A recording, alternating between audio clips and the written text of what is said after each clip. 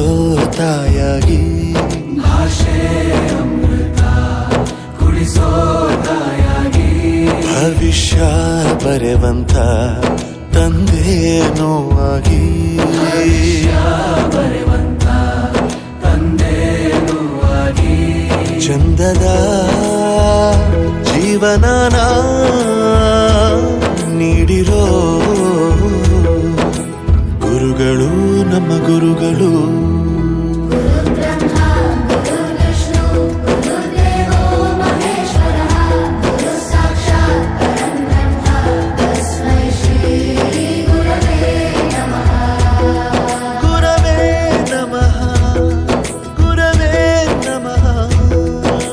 ಬಳಪ ಹಿಡಿದ ಭಗವಂತ ಇರುತ್ತಾನೆ ನಮ ಸುತ್ತ, ಅವತಾರ ನಾನಾ ರೂಪವೋ.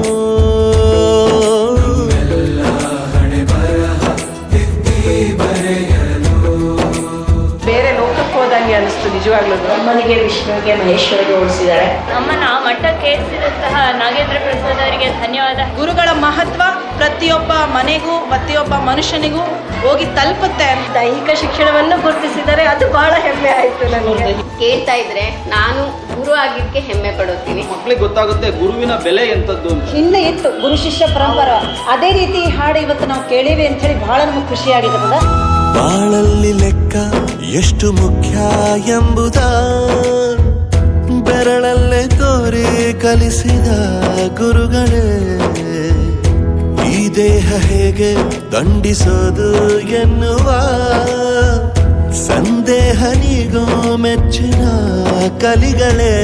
ಕನ್ನಡ ಕಂಡರೆ ಕಣ್ಣಿಗೆ ಒತ್ತಿಕೋ, ಅಕ್ಷರ ಅಂದರೆ ಅನ್ನಕ್ಕಿಂತ ದೊಡ್ಡದೆಂದ ಗುರುವೇ. ಪ್ರತಿ ಬಾರಿ ತಾನು ಪಾಠ ಕಲಿಸೋರೆ ಗುರುಗಳು ನಮ್ಮ ಗುರುಗಳು.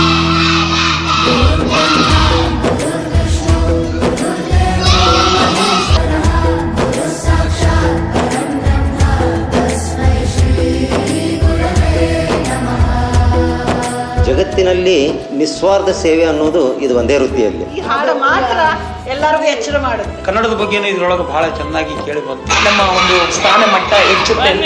ನಮಗೆ ಚಿರಋಣಿಯಾಗಿದೆ.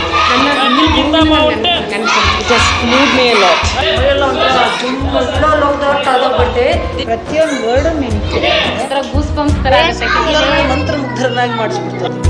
ಇತಿಹಾಸದಲ್ಲಿ ಆದ ತಪ್ಪು ತಿಳಿಸುತ್ತಾ ನಮ್ಮೆಲ್ಲ ನಾಳೆ ರೂಪಿಸೋ ಋಷಿಗಳೇ.